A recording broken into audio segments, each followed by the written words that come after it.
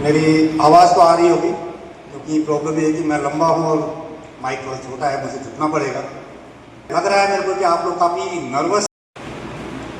हमको लगभग 10 दिन होने वाले हैं, हम लोग चले हैं सिद्धार्थ तुलसी नायक साहब और मैं। हम इतने थके हुए नहीं लग रहा है, नहीं है जितने कि लग रहा है कि आप थके हुए। इसलिए मैं 3 बार असम राइफल की जय बोलूँगा और 3 बार आरेवा की जय होगा। बड़े जोर से आप लोग बोलिएगा, असम राइफल की आरेवा की धन्यवाद। जैसे साहब ने थोड़ा सा मेरा परिचय दिया था, मेरा नाम नारायण सिंह बिष्ट है, मैं उत्तराखंड का रहने वाला हूँ और मैं 26 असम राइफल में 27 साल 7 महीना नौकरी करने के बाद हेडक्वार्टर 23 सेक्टर से 1 मार्च 2017 को रिटायर हुआ था और उसी साल से मैंने आरेवा को ज्वाइन किया और आज तक मैं सूबेदार बीटी नायक साहब के पीछे चला जा रहा हूँ। सबसे पहले मैं इस मंच पर आज के जो आपने सभा का आयोजन किया है, सभा में आए हुए हमारे सूबेदार मेजर MP आओ साहब, सूबेदार मेजर हमारे राणा साहब, बाकी साहब लोगों का नाम तो जानता नहीं हूँ, माफी चाहूँगा। और जो भी हमारी माताएं बहनें यहाँ पर आई हैं, आप सबको मैं धन्यवाद करूँगा कि आप लोगों ने असम राइफल के नमक के प्रति अपना जो उत्साह दिखाया है वो एक काबिल तारीफ है। तो आपका बहुत बहुत धन्यवाद। आरेवा परिवार की तरफ से आप लोगों को धन्यवाद कि आप लोगों ने ये आयोजित किया और हम लोगों का जो प्रोग्राम था उस प्रोग्राम को यहाँ पर करने की जो जहमत उठाई, जो परेशानियां करी, उस सब के लिए आरेवा आपका धन्यवाद करता हूँ। अब आता हूँ मैं मुद्दे पे। जैसे कि मैं नेशनल सेक्रेटरी होने के नाते मेरा काम है, ना मैं कोर्ट में कोई लिखा पढ़ी करनी है, ना कोई और काम मेरा है।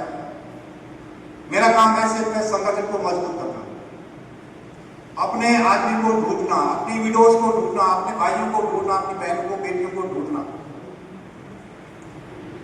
जिससे कि हमारा आरेवा मजबूत हो सके। आरेवा मजबूत जब होगा जब आप लोग आगे आएंगे। आप आगे आएंगे, दीमापुर को मजबूत करेंगे, हमारे राणा साहब को मजबूत करेंगे, आओ साहब को मजबूत करेंगे, आओ साहब मुझे मजबूत करेंगे, मैं तुलसी नायक साहब को मजबूत करूंगा। तुलसी नायक साहब एकाग्र होकर अपनी लड़ाई लड़ेंगे। तुलसी नायक साहब कोई अपने व्यक्तिगत स्वार्थ उनका नहीं है, ये हम सब असम राइफल वालों के लिए लड़ाई लड़ रहे हैं। हम असम राइफल वालों की लड़ाई क्यों लड़ रहे हैं, ये आप सब लोगों को मालूम होना चाहिए। असम राइफल आज के दिन में न गाय में है न गधे में।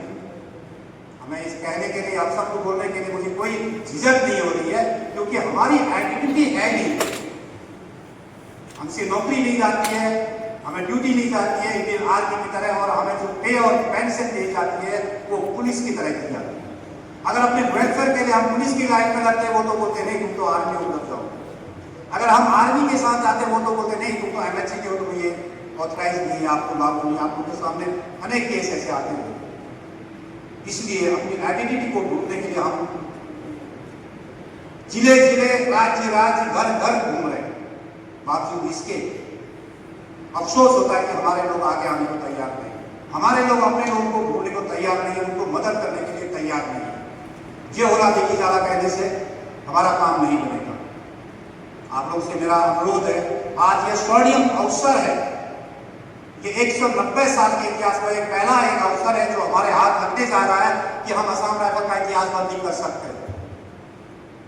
वो इतिहास तब बदली होगा जब आप सब लोग अपने स्तर से काम करेंगे, अपने भाइयों को ढूंढेंगे, अपने विडोज को ढूंढेंगे, अपने साथियों को, अपने गल्ला को ढूंढेंगे, अपने यूनिट वाले को ढूंढेंगे। भाई तू कहाँ है, इस दुनिया में खोया हुआ है, सदस्यता ली नहीं ली, क्यों नहीं ली, लो आ जाओ।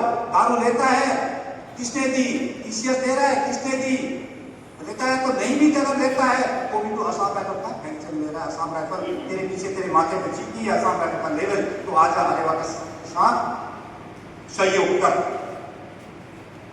नेशनल सेक्रेटरी होने के नाते मेरी बातों का बुरा मत मानना साहब, आप सब सीनियर हैं, मैं आप लोगों से हर तरीके से जूनियर रहूंगा, शिक्षा में जूनियर रहूंगा, एजुकेशन में जूनियर रहूंगा, पैसे में जूनियर रहूंगा, सर्विस में जूनियर रहूंगा, एज में भी जूनियर रहूंगा।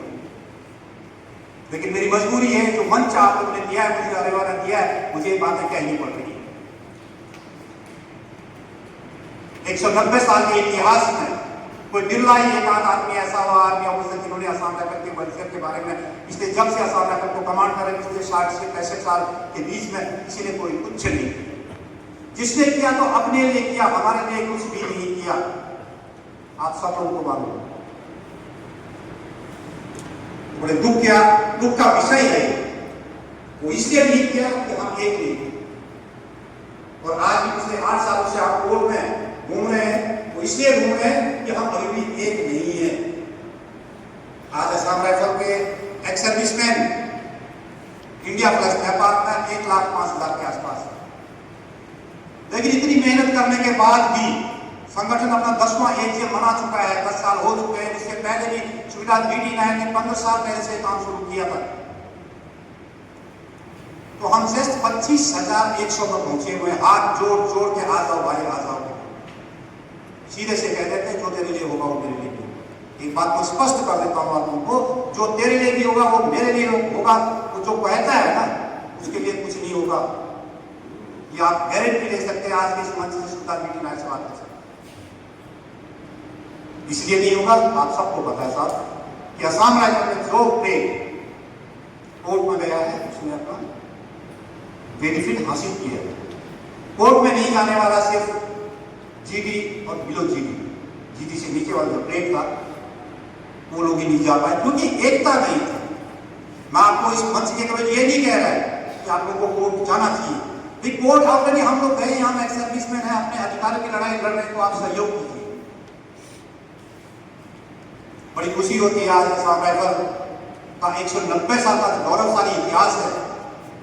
इस इतिहास को दोहराने के लिए हमारी कई पलटनों ने जम्मू कश्मीर में अपना योगदान दे रहे हैं। उसके पहले भी श्रीलंका में योगदान दे चुके हैं, बाहर में जाके अपना शौर्य दिखा चुके हैं।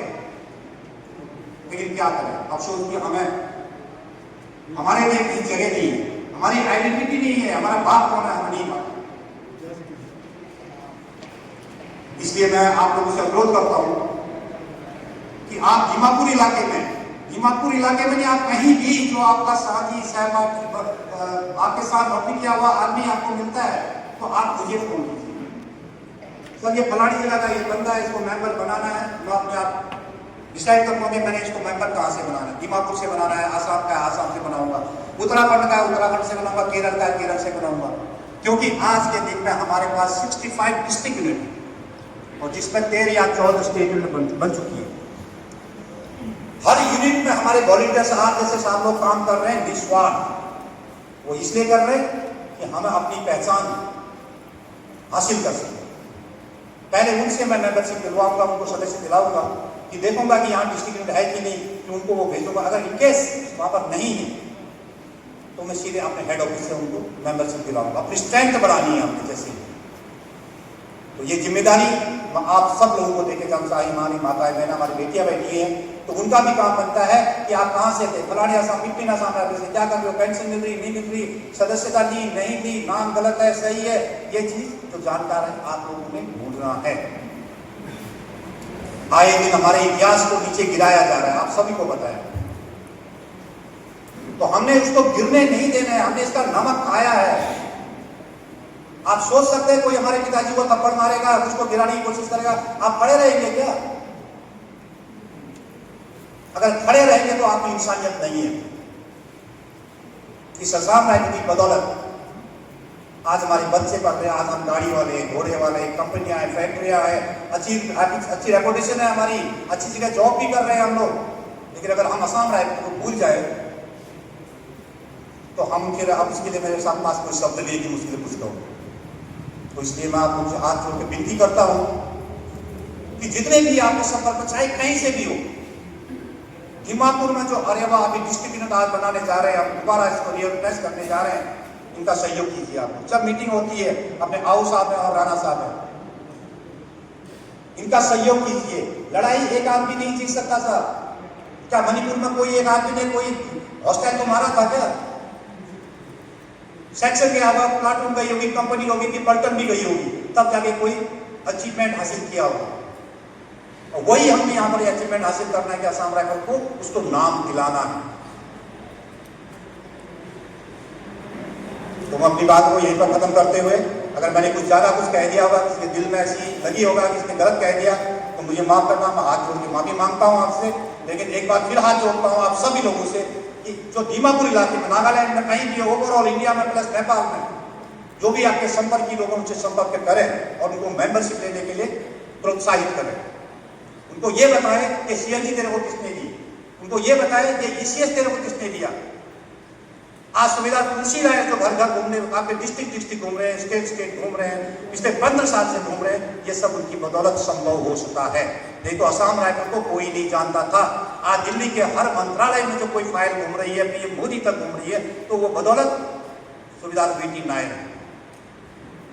ज्यादा न कहते हुए मैं अपनी बात यहीं पर समाप्त करता हूं। धन्यवाद, नमस्कार।